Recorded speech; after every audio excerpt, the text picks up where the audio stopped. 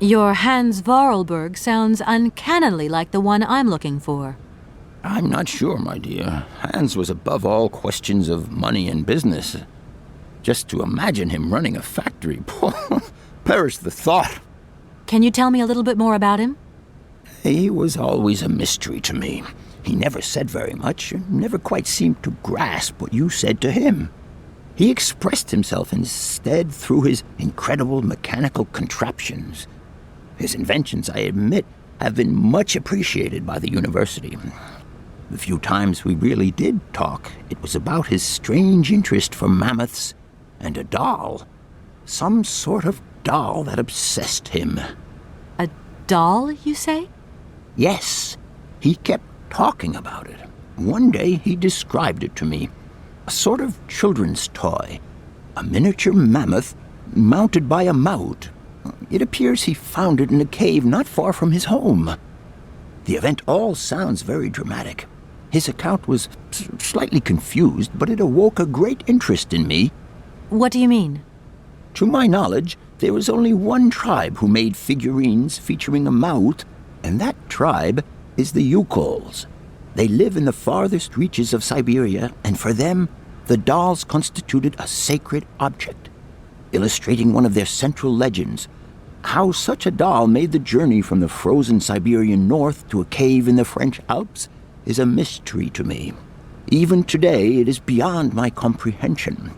Have you considered that Hans Vorarlberg was maybe making it up? You said yourself he didn't seem to have all his mental facilities intact. No, that's impossible. Hans couldn't invent a story like that. The doll is a sacred part of the Syberia legend. He described it to me in exact detail. Syberia itself is a chimera that paleontologists of the world are very fond of pursuing. Arriving in Bergstadt is an amazing experience. I've never seen such a station. You came by train? Yes, in a kind of clockwork train with a spring mechanism that winds down regularly. You mean you drive a train? Young ladies of today never cease to amaze me. Oh, no, I'm not the engineer. The train's engineer is actually an automaton. I am sorry, all this probably sounds very strange. A clockwork train, driven by an automaton. I once knew a man long ago who could have invented such a train. It was he who designed the bandstand in the main square. To think that he was even capable of creating such a gadget. He was astounding, a true genius. But oddly, at the same time, he was also almost a child. It was as if his mental and physical evolution had definitively halted at the age of 10. Can you believe that? Yes. I think I can believe that. At least I'm beginning to. My train stopped in a peculiar aviary. It's very odd. A lot of bird species seem to seek harbor there. Ornithology is far from being my favorite subject, but I must concede that the station is the pride of the university. It was initially intended for teaching purposes, but then birds started arriving from all around the world. It seems that there are still rare species breeding there and flourishing. Are there? Can you give me an example?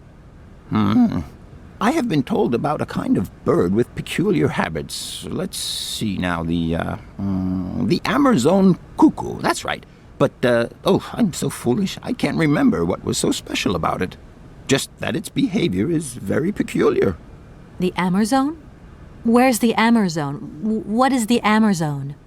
I'm sorry, my dear, but one cannot learn everything in a lifetime. Specialization is the key to real knowledge. Why don't you pay a visit to our library? Thank you very much.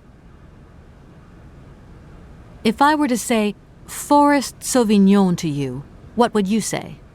Oh, let's see. Sauvignon. Sauvignon? I would say it's some kind of tropical shrub, don't you think? We are talking about the same plant, then. It is a very rare shrub with small, juicy fruits. I found a book about the Amazon, and it says that there are even Sauvignon plants growing right here in Bergstadt. You wouldn't know where, would you? Amazon Sauvignon plants here? No. No, I don't think there are any. Highly implausible. But you should ask the station master. He is keeper of the greenhouse at our university, so he could tell you more than me. Oh, thanks very much. Professor, how do I say this? You see, I didn't think I'd need a lot of money when I set out. And it turns out I need money after all. It's a delicate matter, I know, but I was wondering if you could help me out. My dear, it would be a pleasure. But you see, I barely have enough myself to cover my meager expenditure on what I'm paid by the university. Sorry, I didn't mean to offend or... However, if we look at the example of Hans, it is true that our university always rewards people who perform some service for it. This is our dear rector's jurisdiction, however. I'll leave you in peace. I hope I haven't disturbed you too much. Sorry? No, not at all, my dear child.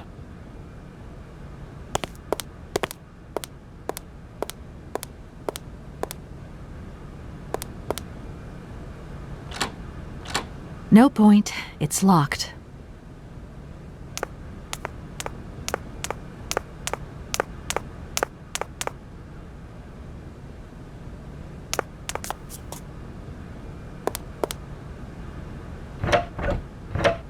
No point. It's locked.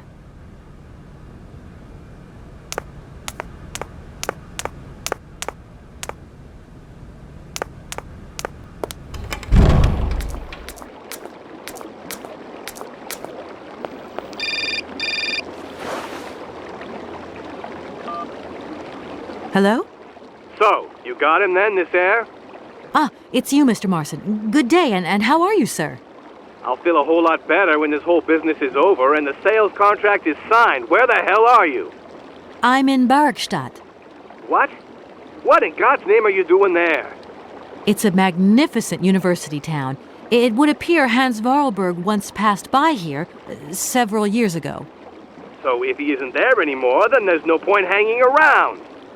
I hear what you're saying, sir, but I have good reason to believe that Hans Vorarlberg is still alive. For the time being, I'm trying to gather extra information from people who have known him. What's your next destination? I'm not exactly sure yet. Doesn't sound like you know too much, Kate. I just need a bit of time, Mr. Marson. Yeah, well, time is what you ain't got. Keep me posted.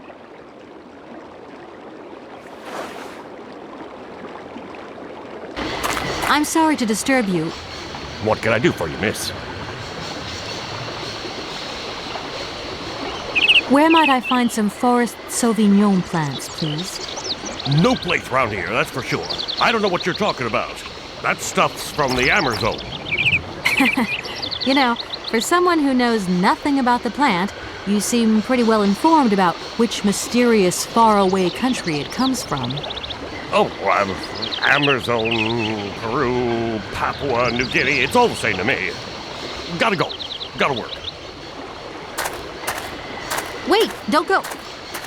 You know what? I don't think he was being totally straight with me.